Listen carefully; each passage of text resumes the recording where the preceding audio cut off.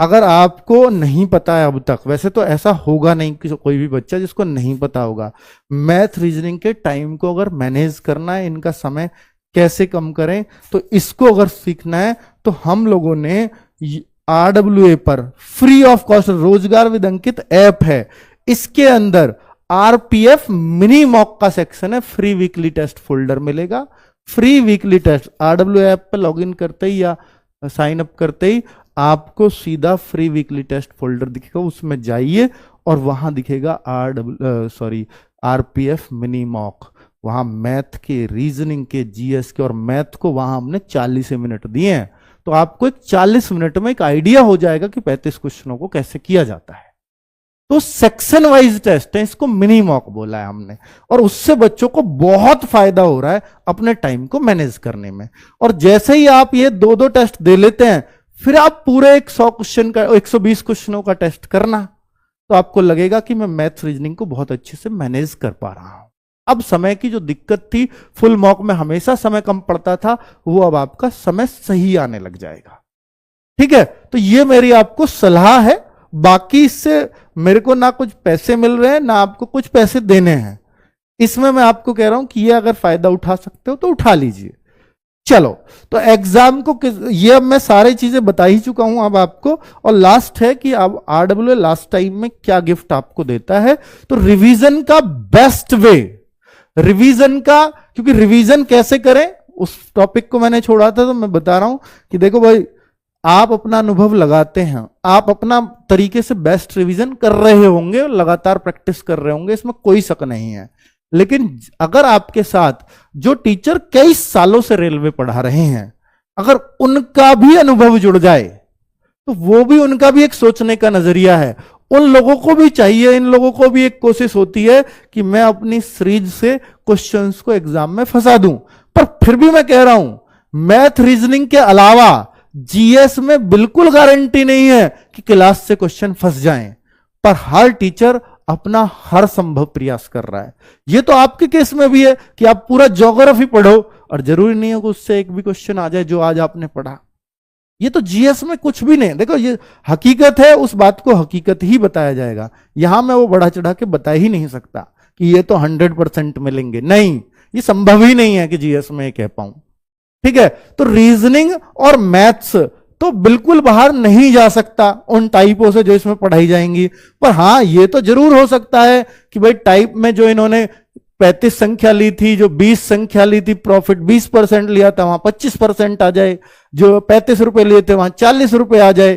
तो इस तरह की चीजें तो हो सकती हैं, लेकिन कोई टाइप अलग नहीं आएगी, ये तय है। यानी अगर आप मैथ और रीजनिंग को, रीजनिंग और मैथ्स की एक एक टाइप का रिवीजन करना चाहते हैं, तो इससे बेस्ट वे नहीं है जिस सीरीज का नाम हम, इस टाइम को फॉलो कर लेना, आपका सिलेक्शन जरूर होगा। तो सबसे पहले हम बात करेंगे RPF कांस्टेबल एग्जाम का स्टडी प्लान को लेकर। अब इसमें आप क्या बेहतर कर सकते हो, क्या स्टडी प्लान लेके बैठ सकते हो, क्या अपना स्कोर बूस्ट कर सकते हो, उसके लिए आपके मन में तरह तरह के सवाल बन रहे होंगे।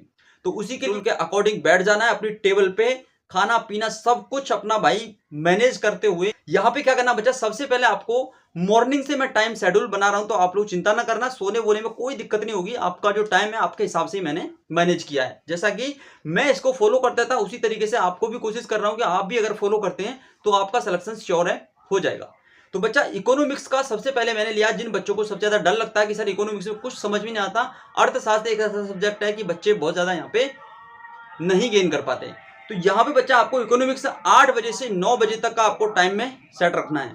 दूसरे नंबर पे ज्योग्राफी लेनी है, जो कि 9 बजे से 10 बजे तक आपको ज्योग्राफी को पढ़ना है। हिस्ट्री के लिए आपको 10 बजे से 11 बजे तक का टाइम देना है। पॉलिटी के लिए 11 बजे से 12 बजे तक का टाइम देना है। उसके बाद बच्चा 4 सब्जेक्ट जब आप पढ़ लोगे तो आपके पास में जीके का पोर्शन कुछ कंटेंट में इकट्ठा हो जाएगा। फिर आपको करना थोड़ा सा माइंड रिवर्स करने के लिए मैथ पे काम। मैथ पे जब काम करेंगे बच्चा तो आपको 12 से 2 बजे तक, दोपहर के 12 से 2 बजे तक मैथ को करना है। मैथ में प्रैक्टिस करनी है, जो भी चैप्टर्स हैं, जो भी नोट्स हैं आपके पास, उसको रिवाइज करना है। चैप्टर वाइज में आपको पर डे 20-20 क्वेश्चंस के हिसाब से, जैसा भी आपको अच्छा लगे, आपको मैथ 2 घंटे पढ़ना है तो पढ़ना है। उसके साथ ही मैंने यहाँ पे कंटिन्यूटी के साथ में रीजनिंग को लिया है, जैसा कि 2 से 4 बजे तक रीजनिंग आपको करना है, 2 से 4 बजे तक। एक बार करके देखो बच्चा, बहुत फायदा होगा। यूपी पुलिस कांस्टेबल का एग्जाम मैंने क्वालिफाई किया, ऐसे ही एसएससी जीडी 3 से 4 बार मैंने क्वालिफाई किया, आरपीएफ कांस्टेबल का एग्जाम मैं क्वालिफाई किया था, बट फिजिकल नहीं लग पाया था। तो मैं आपको बता रहा हूँ जो चीज़ मैंने फॉलो की है उन चीज़ों को फॉलो कर लो, आपका सिलेक्शन जरूर होगा। तो देखिए यहाँ पे आपको साइंस को लेना 4 से 5 बजे में, 4 से 5 बजे साइंस को पढ़ना है। उसके बाद फिर आना स्टैटिक जीके पे। स्टैटिक जीके का क्या पोर्शन है बच्चा, यहाँ पे बहुत ज्यादा क्वेश्चंस आपको जो देखने को मिलेंगे वो स्टैटिक जीके से लिंक करेंगे। तो आपको स्टैटिक जीके को टाइम देना अच्छे से, 5 से 6 घंटे फुल एक्यूरेसी के साथ में स्टैटिक जीके को पढ़ना है और सारे के सारे चैप्टर्स को रिवाइज जरूर करना है। जो भी टॉपिक्स आप पढ़ रहे हो, नदियां, पहाड़ या फिर आपका जो भी यहाँ पे नृत्य से संबंधित क्लासिकल डांस वगैरह जो भी है, सभी को अच्छे से रीड करना है। दूसरे नंबर पर यहाँ पे करंट अफेयर को 6 से 7 बजे तक रखना है आपको। फिर यहाँ पे रेस्ट है भाई 7 से 8 बजे का, यहाँ पे खाना पीना खा पी के अपना फिर से बैठ जाना है। रीजनिंग की मिक्स क्लास लेनी है रिवीजन में, यहाँ पे 8 से 9 में आपको रिवीजन चलना है रीजनिंग का। फिर आपका भाई मैथ की मिक्स क्लास लेनी है आपको 9 से 10 पे। कोई भी चैनल से आप आरडब्ल्यू से जुड़ सकते हैं, आरडब्ल्यू पे मैथ की क्लास, रीजनिंग की क्लास ये मिक्स में चल रही होंगी, उनको आप ले लेना, बहुत ज्यादा फायदा आपको होगा। टेस्ट आरडब्ल्यू पे लगाएं या फिर टेक्स्ट बुक पे लगाएं, तो बच्चा परेशानी होना, टेक्स्ट बुक पे लगा लो या आरडब्ल्यू पे लगा लो, जहां मर्जी लगा लो, लेकिन टेस्ट आपको लगाना है। और ये भाई 10 से 11:30 बजे तक आपको टेस्ट लगाना है। उसके बाद एनालिसिस जरूर करनी है। अगर एनालाइज आप लोग नहीं करते हैं तो टेस्ट लगाने का कोई भी फायदा नहीं है, आप एग्जाम में मार खा जाएंगे। इसलिए कह रहा हूं टेस्ट लगाओ, फुल टेस्ट के साथ ही आप लोगों को उसको एनालिसिस जरूर करना है, जहां भी गलतियां हुई हैं उनको सुधारना है। और जीके के 50 के 50 क्वेश्चंस को रीड करना बच्चा, उनको एनालिसिस करना है, उनके नीचे जो भी एक्स्ट्रा पॉइंट दिए गए हैं उनको पढ़ना है।